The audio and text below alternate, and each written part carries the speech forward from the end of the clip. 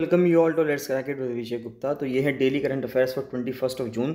बहुत important current affairs है guys, आप इनको डेली बेसिस पे कवर करते रहिए। आपका कोई भी डाउट है, कोई भी सजेशन है तो कमेंट सेक्शन में कमेंट करके जरूर बताइए। Let's crack it with Vijay Gupta का अगर आप यूट्यूब चैनल पर पहली बार आए हैं और आपने सब्सक्राइब नहीं किया है तो इसको जरूर से जरूर सब्सक्राइब कर लीजिएगा। और let's crack it with Vijay Gupta का फ्री टेलीग्राम चैनल भी है, तो इसको जरूर ज्वाइन कर लेना। सारी जो अपडेट्स आते हैं वो इस पर जरूर आते हैं, तो सभी अपडेट्स पाने के लिए आप let's crack it with Vijay Gupta का जो फ्री टेलीग्राम चैनल है इसको जरूर से जरूर ज्वाइन कर लेना। तो ये है 21 June current affairs guys. Lower PCS mains, FRO mains और आरएआरओ एडवोकेट जनरल मेंस के लिए जो टेस्ट सीरीज चल रही है और फुल प्रिपरेशन बैच चल रहा है, तो जो भी विलिंग कैंडिडेट्स हैं जो चाहते हैं कि वो अपनी परफॉर्मेंस टेस्ट करें सीधे यूकेपीएससी टेस्ट करने से पहले, तो इसलिए आप टेस्ट सीरीज ज्वाइन कर सकते हैं। उसके लिए आप मुझे 7665804421 पर कॉल या मैसेज कर सकते हैं। और जो कैंडिडेट्स चाहते हैं कि उनको ये करंट अफेयर्स की पीडीएफ रेगुलर बेसिस पर मिलती रहे, तो वो भी मुझे 7665804421 पर कॉल या मैसेज कर सकते हैं। गाइस, इस वीडियो को लाइक शेयर जरूर कर दीजिएगा। कमेंट आपकी इच्छा है कि अगर आप कमेंट्स करना चाहते हैं, जो बीच में सवाल पूछे जाते हैं, आप उनको कमेंट्स अगर आप देंगे उन सवालों का, तो उससे आपकी ही नॉलेज बढ़ेगी। और लाइक और शेयर जरूर कीजिएगा वीडियो को।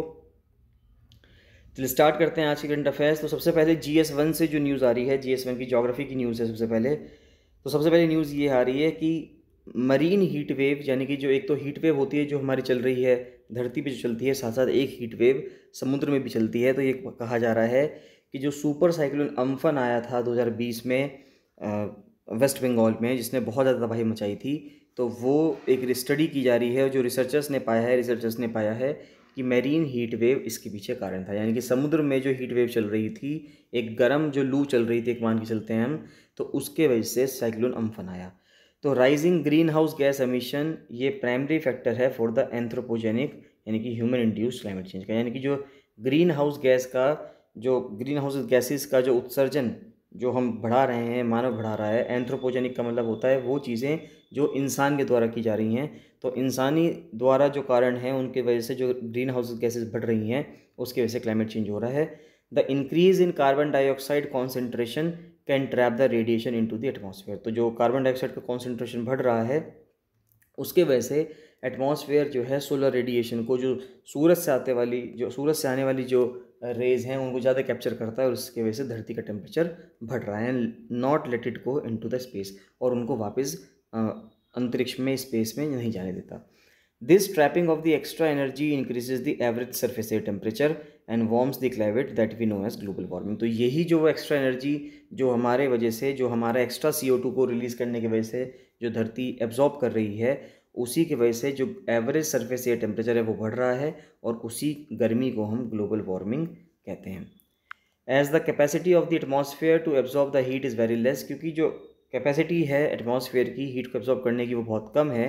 90% से ज़्यादा हीट जो है वो क्लाइमेट सिस्टम में जो एब्जॉर्ब की गई है वो ओशंस के द्वारा की गई है सिंस 1970। तो स्टडी का कहना ये है, जो IPCC की एनुअल रिपोर्ट आई थी 5th और 6th, उसमें ये कहा जा रहा है कि एटमॉस्फेयर की कैपेसिटी, यानी कि जो वातावरण की गर्मी को अवशोषित करने की जो क्षमता है वो तो बहुत कम है। जो जलवायु प्रणाली में जो अतिरिक्त गर्मी है उसका 90% से अधिक हिस्सा किस में है, महासागरों में। तो यानी कि जो हमारे ओशंस हैं वो ज़्यादा हीट एनर्जी को कैप्चर कर रहे हैं और अपने अंदर स्टोर कर रहे हैं। Due to this oceans are warming globally from the surface to deeper depths. तो इसी कारणवश ओशंस जो हैं, महासागर जो हैं, वो पूरे विश्व में गर्म होते जा रहे हैं, ऊपरी सतह से लेके नीचे नीचे, जितने जब डेप्थ्स में आप जाएंगे, नीचे गहराई में जाएंगे समुद्र की, तो वहाँ तक पानी गर्म होता जा रहा है। The warming of the oceans has severe consequences. अब इसके बहुत ही एक नेगेटिव परिणाम होंगे, जैसे कि increasing intensity and frequency of extreme events की। जो एक्सट्रीम इवेंट्स हैं, जैसे कि साइक्लोन आना हुआ, बाढ़ आनी हुई, बहुत ज़्यादा बारिश होनी हुई, ये जो एक्सट्रीम इवेंट्स हैं, इन सब की जो इंटेंसिटी है और फ्रीक्वेंसी है, यानी कि इनकी जो मात्रा है वो भी बढ़ जाएगी। राइजिंग सी लेवल्स, समुद्र का लेवल बढ़ेगा। ग्लेशियर्स पिघलेंगे। Changing the weather pattern across the globe. So जो वेदर का पैटर्न है, मौसम का जो पैटर्न है पूरे विश्व में, पूरे ग्लोब पे, वो भी बदलेगा। ड्यू टू ग्लोबल वार्मिंग, जो ट्रॉपिकल इंडियन ओशन है at the surface is warming at a faster rate as compare to the rest of the global ocean. तो ये भी कहा जा रहा है कि ग्लोबल वार्मिंग के वजह से जो ट्रॉपिकल, यानी कि जो ट्रॉपिक एरिया में भारतीय जो हिंद महासागर है, वो अपनी सतह पे बहुत तेज़ी से गर्म हो रहा है। बहुत तेज़ी से गर्म हो रहा है किसके मुकाबले, जो विश्व में और जो समुद्र हैं उनके मुकाबले तेज़ी से गर्म हो रहा है। वो तेज़ी से इस वजह से गर्म हो रहा है क्योंकि उसके आसपास ज़मीन का क्षेत्र बहुत ज़्यादा है। ज़मीन का क्षेत्र बहुत ज़्यादा होने की वजह से, क्योंकि ज़मीन बहुत ज़्यादा गर्मी को सोखती है, तो धूप के वजह से जो धूप बहुत ज़्यादा पड़ती है गर्मी जो पड़ती है धरती पे, जो कि इंडियन ओशन के आसपास जो धरती है, क्योंकि अगर आप देखेंगे इंडियन ओशन चारों तरफ से, या हम तीन साइड से कहें, तीन साइड से धरती से घिरा हुआ है। The high sea surface temperatures are more susceptible to generate extreme temperature conditions that persist over days to months that are termed as marine heat waves. तो अब ये कहा जा रहा है कि जो ये बहुत गर्म जो सी सरफेस टेम्परेचर्स होंगे, इसके वजह से बहुत एक्सट्रीम टेम्परेचर कंडीशंस वहाँ पे हो जाती हैं, यानी कि बहुत ज़्यादा टेम्परेचर वहाँ पे हो जाएगा, और ये कई दिन और कई महीने तक लगातार चलता रहता है। इसी को हम मरीन हीट वेव भी बोलते हैं। This intense warming of the ocean due to marine heat wave has severe socio economic consequences. अब ये जो इंटेंस वार्मिंग है, बहुत ज़्यादा जो गर्मी है महासागरों में, मरीन हीट वेव की वजह से इसके बहुत ही बुरे परिणाम हो सकते हैं, चाहे वो सोशियो हो यानी कि सामाजिक रूप में हो, चाहे वो आर्थिक रूप में हो। जैसे कि फ़िश मोर्टेलिटी यानी कि कई सारी मछलियाँ मर सकती हैं, कोरल ब्लीचिंग हो सकती है, जो कोरल्स हैं उनके जो रंग होता है वो उड़ सकता है, जिसकी वजह से उनकी डेथ हो जाती है। And also has the potential to interact and modify other extreme event, जैसे कि ट्रॉपिकल साइक्लोन्स, और हो सकता है कि वो धीरे धीरे ट्रॉपिकल साइक्लोन्स में बदल जाए। द को occurrence of multiple extreme events, अब ये जो एक साथ अगर जो मल्टीपल यानी कई सारे जो एक्सट्रीम इवेंट्स होने हैं यहाँ पे, जैसे मरीन हीट वेव हो गया या ट्रॉपिकल साइक्लोन हो गया, इसको हम कंपाउंड एक्सट्रीम इवेंट्स कहते हैं, यानी कि दो तीन चीज़ें जुड़ गई और वो कंपाउंड हो गई। बे ऑफ बंगाल एग्जिबिट कर रहा है हाई सी सरफेस टेम्परेचर जैसे कि 28 डिग्री सेल्सियस, क्योंकि बे ऑफ बंगाल तीन साइड से पानी से घिरा हुआ है, चाहे इंडिया ले लो, म्यांमार ले लो और नीचे इंडोनेशिया ले लो, तो चारों तरफ यानी तीन तरफ हम अगर हम कहें तो वो पानी धरती है, तो इस वजह से बे ऑफ बंगाल बहुत ज़्यादा गर्म होता है और 28 डिग्री सेल्सियस तक उनका टेम्परेचर जा रहा है, जिसके वजह से वो ट्रॉपिकल साइक्लोन्स के लिए बहुत ज़्यादा प्रोन है। यानी कि वहाँ पे जो उष्णकटिबंधीय चक्रवात हैं वो बहुत ज़्यादा आने की संभावना रहती है। Bay of Bengal is home to about 5 to 7% of the total number of tropical cyclones. तो अब ये आपको बहुत ही इंपॉर्टेंट चीज़ है कि जो बंगाल की खाड़ी है, यहाँ पे हर साल विश्व स्तर पर होने वाले उष्णकटिबंधीय चक्रवातों की कुल संख्या का लगभग 5 से 7% आता है। ये पूरे विश्व की बात कर रहे हैं कि पूरे विश्व में ट्रॉपिकल एरियाज़ में जितना भी साइक्लोन आता है उसका 5 से 7% बे ऑफ बंगाल में आते हैं। And this makes the North Indian Ocean vulnerable to the highest number of fatalities globally. तो जो इंडियन ओशन है, नॉर्थ इंडियन ओशन है खास करके, वो दुनिया में सबसे ज़्यादा जहाँ पे मौतें होती हैं साइक्लोन्स की वजह से, वो नॉर्थ इंडियन ओशन की टेरिटरी है। अम्फन जो कि पहला सुपर साइक्लोन था जो कि बे ऑफ बंगाल में आया पिछले 21 सालों में, और ये 24 घंटे के अंदर ही कैटेगरी 1 से एक सिंपल साइक्लोन से कैटेगरी 5 में कन्वर्ट हो गया, सुपर साइक्लोन बन गया। Amphan was also the costliest tropical cyclone on record in the North Indian ocean. तो ये भी माना जा रहा है कि ये सबसे महंगा उष्णकटिबंधीय साइक्लोन रहा है नॉर्थ इंडियन ओशन में, जिसमें कि $14 बिलियन का लॉस हुआ है WMO के अकॉर्डिंग, और 129 लोगों की डेथ हुई है इंडिया और बांग्लादेश में। जो लेटेस्ट IPCC की रिपोर्ट आई है, एनुअल रिपोर्ट 6 आई है, उसमें कहा गया है कि Amphan largest source of displacement था 2020 में। यानी कि अम्फन की वजह से, सुपर साइक्लोन जो अम्फन आया इसके वजह से बहुत बड़े स्तर पर डिस्प्लेसमेंट करना पड़ा, लोगों को अपनी जगहों से हटाना पड़ा। माना जा रहा है कि 24 लाख लोगों को डिस्प्लेस किया गया, 2.4 मिलियन लोगों को डिस्प्लेस किया गया, जिसमें से 8 लाख लोग तो सिर्फ सेफ्टी की वजह से ही इवैक्यूएट किए गए थे। Apart from the surface warming, the study also shows that ocean stratification and warming below the surface also play a crucial role. तब ये भी कह रहे हैं कि ओशन स्ट्रैटिफिकेशन का मतलब क्या है कि स्ट्रेटा का मतलब होता है जब ये लेयर बन जाती है। तो अब मान के चलिए ये समुद्र की सबसे ऊपर वाली लेयर है जहाँ पे शिप्स चल रहे हैं, मान लेते हैं यहाँ पे है ना, यहाँ पे अगर शिप चल रहा है, अगर यहाँ पे शिप चल रहा है तो ये सबसे ऊपर का है। अब ये तो सबसे ज़्यादा गर्म होगा, और उसके नीचे की जो ये लेयर्स हैं ये थोड़ी थोड़ी और गर्म होती चल जाएंगी, जो पानी की लेयर्स हैं जैसे जैसे हम नीचे जाएंगे तो इनकी जो गर्माई है वो हालांकि कम होती चल जाएगी, लेकिन जितना ज़्यादा पानी ये गर्म होगा उतनी ही ज़्यादा दिक्कत होगी वहाँ पे, कि सरफेस से नीचे जो पानी है उसका गर्म होना बहुत ज़्यादा खतरनाक है, और ये अपने आप में कंपाउंड एक्सट्रीम इवेंट्स की को जन्म देता है। तो इस चीज़ से हमें बचना है, हमें ग्लोबल वार्मिंग से बचना है। नेक्स्ट आती है GS2 की न्यूज़ आ रही है सबसे पहले कि WTO की जो हाल ही में मिनिस्टीरियल कॉन्फ्रेंस हुई है जिनेवा स्विट्ज़रलैंड में, तो वहाँ पे भारत के इंटरेस्ट की बात की जा रही है। तो 17 जून को जो मेंबर कंट्रीज़ थे वर्ल्ड ट्रेड ऑर्गेनाइजेशन की, आप मुझे कमेंट सेक्शन में कमेंट करके बताएंगे कि WTO का हेडक्वार्टर कहाँ पे है। तो मेंबर कंट्रीज़ जो हैं WTO की, उन्होंने रैप अप कर दिया है मिनिस्टीरियल कॉन्फ्रेंस 12th, जिसकी आउटिंग हुई है MC12, जिसको कहा जा रहा है securing agreements on relaxing patent regulations to achieve global vaccine equity, कि अब इस चीज़ पे एग्रीमेंट हुए जा रहे हैं कि हम पेटेंट्स नहीं करेंगे एक तो ग्लोबल वैक्सीन पे, उसके बाद इंश्योरिंग फूड सिक्योरिटी, कि फूड सिक्योरिटी देखा जाएगा, फिर सब्सिडीज़ दी जाएंगी फिशरीज सेक्टर को, continuing moratoriums relevant to e commerce among others. तो कई सारी चीज़ों पे बात की गई है। Together they constitute what WTO's director general. अब देखिए WTO की इस टाइम पे जो डायरेक्टर जनरल हैं वो है नोगोजी ओकोंजो आइविलिया। तो इन्होंने इस सब चीज़ को जिनेवा पैकेज कहा है। तो जिनेवा पैकेज जितनी भी चीज़ें ऊपर डिस्कस की गई, कि चाहे वो फिशरीज से रिलेटेड हो, कि मत्स्य पालन की जो इंडस्ट्री है उसके रिलेटेड हो, सब्सिडीज से रिलेटेड हो, तो जिन भी चीज़ों के ऊपर डिस्कशन किया गया है उन सभी को जिनेवा पैकेज कहा गया है, क्योंकि जिनेवा में ये मीटिंग हुई है। India saw some successes at the MC12। तो मिनिस्ट्रियल कॉन्फ्रेंस जो 12वीं हुई है ये, इसमें इंडिया को कुछ सक्सेस मिली है respect to the above mention sectors, यानी कि जो ऊपर सेक्टर्स मेंशन किए गए थे उसके अकॉर्डिंग। तो सबसे पहले देखते हैं कि WTO की मिनिस्ट्रियल कॉन्फ्रेंस क्या है। तो जो ये MC है यानी कि मिनिस्ट्रियल कॉन्फ्रेंस है, ये सबसे ऊपर आती है WTO की ऑर्गेनाइजेशनल चार्ट में। ये हर साल, हर 2 साल में एक बार मिलती है, तो वंस एवरी 2 ईयर्स, तो 2 साल के पीरियड में एक बार मिलती है और डिसीजन लेती है किसी भी मल्टीलेटरल ट्रेड एग्रीमेंट के लिए। मल्टीलेटरल का मतलब ये होता है कि जो बहुपक्षीय होता है ना, बहुपक्षीय व्यापार समझौते के लिए जो जैसा भी उसको निर्णय लेना हो उसके लिए ये हर 2 साल में एक बार मीटिंग करती है। अनलाइक अदर ऑर्गेनाइजेशंस जैसे कि इंटरनेशनल मॉनेटरी फंड यानी कि अंतर्राष्ट्रीय मुद्रा कोष, विश्व bank, WTO does not delegate power to a board of directors. जैसे दूसरे जो ऑर्गेनाइजेशंस हैं, चाहे वो इंटरनेशनल मॉनेटरी फंड हो, चाहे वो वर्ल्ड बैंक हो, जैसे वो अपनी पावर्स एक बोर्ड ऑफ डायरेक्टर्स को दे देते हैं कि उसमें 20 या 30 लोग होते हैं बोर्ड ऑफ डायरेक्टर्स में और उनके पास पूरी ऑर्गेनाइजेशन की ताकत होती है, WTO ने ऐसा नहीं कर रखा। WTO में पूरी पूरी पावर जो है, जितने भी उसके मेंबर कंट्रीज़ हैं सब उनके पास रहती है। कंसेंसस से वहाँ पे डिसीजन लिए जाते हैं। जितने भी डिसीजन लिए जाते हैं WTO में आर मेड कलेक्टिवली मिलके and through consensus among member countries. तो सभी लोगों में, सभी मेंबर कंट्रीज़ में जब आपसी सहमति होती है तो उसके बाद वहाँ पे डिसीजन लिए जाते हैं।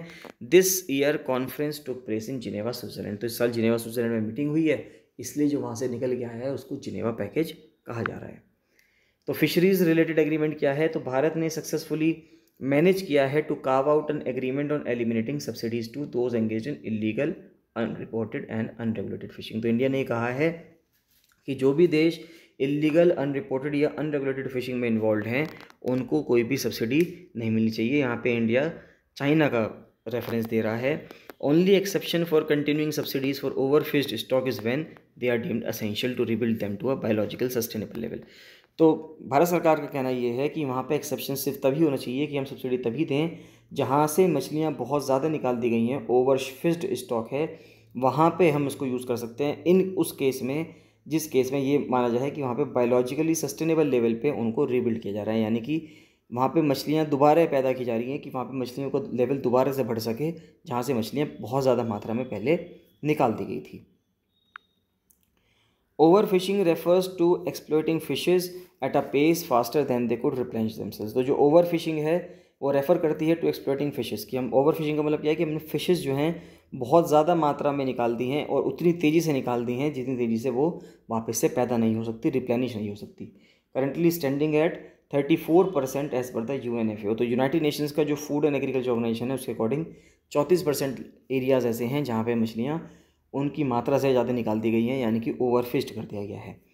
Declining fish stocks threaten to worsen poverty and endanger communities. अब जो डिक्लाइनिंग फिश स्टॉक्स हैं, यानी कि जो मछलियाँ जो हैं जिनका स्टॉक्स समुद्र के लेवल में कम होता जा रहा है, इसके वजह से जो भुखमरी है, गरीबी है, वो भी बढ़ती चली जाएगी। And endanger communities that rely on aquatic creatures for the livelihood and food security. तो उन सभी कम्युनिटीज़ के लिए, समुदाय के लोगों के लिए खतरे वाली बात हो जाएगी जो कि एक्वेटिक क्रिएचर्स पे, यानी कि पानी में रहने वाले जीवों पर डिपेंड करते हैं अपनी रोजी रोटी के लिए और अपने खाने के लिए। Agreement hold that there would be no limitation on subsidies granted or maintained by developing or least developed countries for fishing within their exclusive economic zone. Next आता है 5 हाई कोर्ट्स को नए उनके चीफ जस्टिस मिल गए हैं, जिसमें से कि उत्तराखंड को भी नए चीफ जस्टिस मिले हैं। तो जस्टिस विपिन सांघी जो हैं, जो कि दिल्ली हाई कोर्ट के जज हुआ करते थे, उनको उत्तराखंड का चीफ जस्टिस बना दिया गया है। जस्टिस अमजद ए सैयद को चीफ जस्टिस अपॉइंट किया गया है हिमाचल प्रदेश हाई कोर्ट का। SS शिंदे को किया गया है बॉम्बे हाई कोर्ट का। जस्टिस रश्मिन मनहरभाई छाया को किया गया है गुजरात हाई कोर्ट का जज। जो गुजरात हाई कोर्ट के जज हुआ करते थे इनको अपॉइंट किया है गुवाहाटी का chief justice Guwahati high court का। और जो तेलंगाना हाई कोर्ट के जज हैं जस्टिस उज्जवल भुवन, उनको अपॉइंट किया गया है chief justice of the Telangana high court. तो तेलंगाना हाई कोर्ट के जो जज हैं उनको ही चीफ जस्टिस वहाँ पे बना दिया गया है।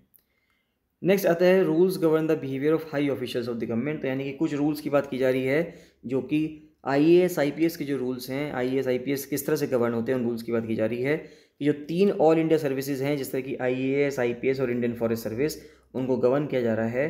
जो उनको गवर्न किया जाता है यानी कि वे जो लोग गवर्न होते हैं वो किस कानून के तहत होते हैं, all India service conduct rules 1968 के तहत। इसके अंदर कुल 23 रूल्स हैं जिनको अब तक 37 बार अमेंड किया जा चुका है जब से ये सबसे फर्स्ट टाइम नोटिफाई किए गए थे। दूसरे सिविल सर्विसेज जो और सेंट्रल सिविल सर्विसेज हैं वो उनको जो गवर्न किया जाता है वो किया जाता है central civil services conduct rules 1964 से, जिसके अंदर 25 रूल्स हैं और इसको 44 टाइम्स 44 बार अब तक अमेंडमेंट किया जा चुका है। नेक्स्ट एक बहुत इंपॉर्टेंट आर्टिकल आया है GS3 से कि इकोनॉमिक्स के ऊपर न्यूज़ है अनएम्प्लॉयमेंट नंबर्स। तो जो लेबर फोर्स पार्टिसिपेशन सर्वे का जो एक रिपोर्ट आती है और उसमें जो नेशनल स्टैटिस्टिकल ऑफिस यानी कि NSO यानी कि राष्ट्रीय सांख्यिकी कार्यालय जो रिपोर्ट जारी करता है, तो उस पर ये सवाल उठ रहे हैं कि क्या ये जो रिपोर्ट है क्या ये रिलायबल है, क्या इस पर भरोसा किया जा सकता है। तो द नेशनल स्टैटिस्टिकल ऑफिस जो फंक्शन करता है मॉस्पी के अंदर, ministry of statistics and programme implementation के अंदर, उसने अपनी जो सालाना जो रिपोर्ट है पीरियोडिक लेबर फोर्स सर्वे के बेसिस पे वो जुलाई 2020 से जून 2021 के बीच में निकाली है। अब इसको पहले लॉकडाउन के अंदर कंडक्ट किया गया था। सर्वे का कहना ये है कि अनएम्प्लॉयमेंट में डिक्रीज़ हुआ है, कमी आई है 4.8% से, जो कि 2019-20 में हुआ करता था, से लेके 4.2% रह गई है अब अनएम्प्लॉयमेंट 2020-21 में। इसका मतलब ये हुआ कि जो 4.2% एडल्ट्स हैं अगर वे जॉब्स ढूंढ रहे हैं, who looked out for jobs could not get any work, तो यानी कि 4.2% लोगों को जिन्होंने नौकरी के लिए सर्च किया था उनको नौकरी नहीं मिली है। Any work in rural and urban area, चाहे वो ग्रामीण क्षेत्र हो चाहे वो शहरी क्षेत्र हो। रूरल एरियाज़ में, ग्रामीण क्षेत्रों में रेट जो है वो 3.3% रहा अनएम्प्लॉयमेंट का और अर्बन एरियाज़ में 6.7% रहा। इस रिपोर्ट में ये भी डिटेल्स दी जा रही हैं कि इंटरनल माइग्रेशन कितना हुआ है। कहा जा रहा है कि 11.8 people out of 100 samples migrated to other states. तो 11.8 करीब करीब 12 लोग माने जा रहे हैं कि 12 लोग जो हैं माइग्रेट कर गए हैं एक राज्य से दूसरे राज्य में। और PLFS गिव्स एस्टिमेट्स ऑफ की एम्प्लॉयमेंट। अब देखिए ये चीज़ क्या क्या प्रोवाइड करता है। तो जो एम्प्लॉयमेंट और अनएम्प्लॉयमेंट इंडिकेटर्स है उसको प्रोवाइड करता है, जैसे कि लेबर फोर्स पार्टिसिपेशन रेट क्या चल रहा है भारत में, वर्कर पॉपुलेशन रेशो क्या चल रहा है और अनएम्प्लॉयमेंट रेट क्या चल रहा है। तो इन सब चीज़ के ऊपर ये डिटेल्स देता है।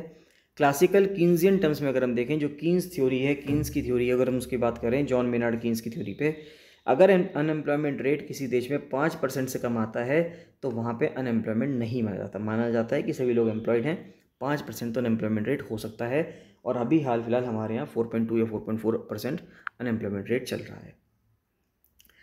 नेक्स्ट आता है कैप्टिव प्राइवेट नेटवर्क। देखिए ये एक टर्मिनोलॉजी है कैप्टिव प्राइवेट नेटवर्क्स की, बंदी निजी नेटवर्क की, ये हमें पता होना ज़रूरी है। जब से 5G का ऑक्शन का स्पेक्ट्रम की बात की जा रही है कि 5G का ऑक्शन होगा स्पेक्ट्रम का, तब ये टर्म न्यूज़ में आ रहा है कि कैप्टिव प्राइवेट नेटवर्क क्या होता है। तो कैप्टिव प्राइवेट नेटवर्क कुछ इस तरह से, मैं आपको समझा देता हूँ पहले पढ़ने से पहले, ये कुछ इस तरह से है कि मान लेते हैं कि आपकी एक बहुत बड़ी कंपनी है, आपकी बहुत बड़ी ऑर्गेनाइजेशन है और आप चाहते हैं कि आपकी ऑर्गेनाइजेशन की जितनी भी बातें हैं वो आप किसी एयरटेल या वोडाफोन या जो भी अलग कस्टमर्स हैं, जो भी अलग सर्विस प्रोवाइडर्स हैं, आप उनके डेटा को यूज़ ना करके आप अपना खुद का डेटा यूज़ करें, जिससे कि आपके डेटा की सभी की प्राइवेसी बनी रहे और आपके बीच में जो कम्युनिकेशन है वो भी जल्दी से हो पाए, तो आपको इनसे किसी से भी सर्विस लेनी ना पड़े। तो जो प्राइवेट वायरलेस नेटवर्क्स हैं वो सेलुलर नेटवर्क्स होते हैं जो कि किसी इंडिविजुअल एंटरप्राइज के लिए बनते हैं, जो कि कैप्टिव प्राइवेट नेटवर्क्स की बात हम कर रहे हैं। These networks are often deployed at a single unit, किसी सिंगल जगह पे लगते हैं, जैसे कि किसी फैक्ट्री में लगा दिया गया। दे कैन ऑल्सो भी use in a wide area, किसी वाइड एरिया में भी लगा सकते हैं। मान लेते हैं कि अगर आपको एक माइन को मॉनिटर करना है, किसी खदान को मॉनिटर करना है, तो वहाँ पे भी लगा सकते हैं कि जिससे कि जो खदान में काम करने वाले लोग हैं वो भी आपस में बात कर पाएँ। एयरपोर्ट्स पर लगा सकते हैं, जो बंदरगाह हैं पोर्ट्स पर लगा सकते हैं। Can also have their own private 5G cellular network to process imaging data coming from surveillance cameras, कि अगर हमें प्रोसेस करना हो कि जो डेटा निकल के आ रहा है सर्विलांस कैमराज से, तो वहाँ पे भी ये 5G फैसिलिटी अलग से यूज़ हो सकती है। सेवरल एंटरप्राइजेज जो हैं दुनिया में वो उन्होंने अपनी प्राइवेट 5G नेटवर्क लगा दिया है, क्योंकि ये रिलायबल भी है, फास्ट भी है और सिक्योर भी है। जो की रीज़न है इसके लिए, वो की रीज़न क्या है इसके पीछे, वो है कि ग्रेटर डेटा प्राइवेसी, कि एक तो आपको जो डेटा है आपका वो बहुत ज़्यादा इंपॉर्टेंट है, उसको आपको प्राइवेसी रखनी है उसकी, और सिक्योरिटी रखनी है। Unlike unlicensed wifi service available at several private places, licensed spectrum bands offer greater data privacy. मान लेते हैं अगर जब स्पेक्ट्रम का ऑक्शन होगा और किसी पर्सन ने, किसी कंपनी ने प्राइवेटली अपने लिए सिर्फ स्पेक्ट्रम खरीद लिया, तो यानी कि वो बहुत ज़्यादा उसको प्राइवेसी प्रोवाइड करेगा, सिक्योरिटी प्रोवाइड करेगा और फास्टर कनेक्शन स्पीड्स प्रोवाइड करेगा। नेक्स्ट आता है कि national facility for gene function in health and disease. तो जो नेशनल फैसिलिटी है उसको सेटअप किया गया है Indian institute of science education research Pune में। इसको बिल्ड किया है पुणे के द्वारा और सपोर्ट किया गया है डिपार्टमेंट ऑफ बायोटेक्नोलॉजी के द्वारा, और इसको 45 करोड़ रुपीज़ में बनाया गया है। That will be one of its kind large facilities providing timely supply of animal models. तो जहाँ पे भी हमें एक्सपेरिमेंट करना होता है, जैसे कि आजकल जूनोटिक डिसीज़ बहुत ज़्यादा फैल रही हैं, जब जहाँ पर भी छोटे जानवरों का इस्तेमाल होता है, जैसे कि चूहों का इस्तेमाल होगा, रैट्स का इस्तेमाल होगा या रैबिट्स का इस्तेमाल होगा, जहाँ पे हमें टेस्ट करना होता है, तो अभी तक हम इन सैंपल्स के लिए बाहर से इंपोर्ट किया करते थे। तो अब ये कहा जा रहा है कि हमें बाहर से इंपोर्ट करने की ज़रूरत नहीं है, हम इस लैब के अंदर ही, इस इंस्टीट्यूट के अंदर ही इसको डेवलप करेंगे।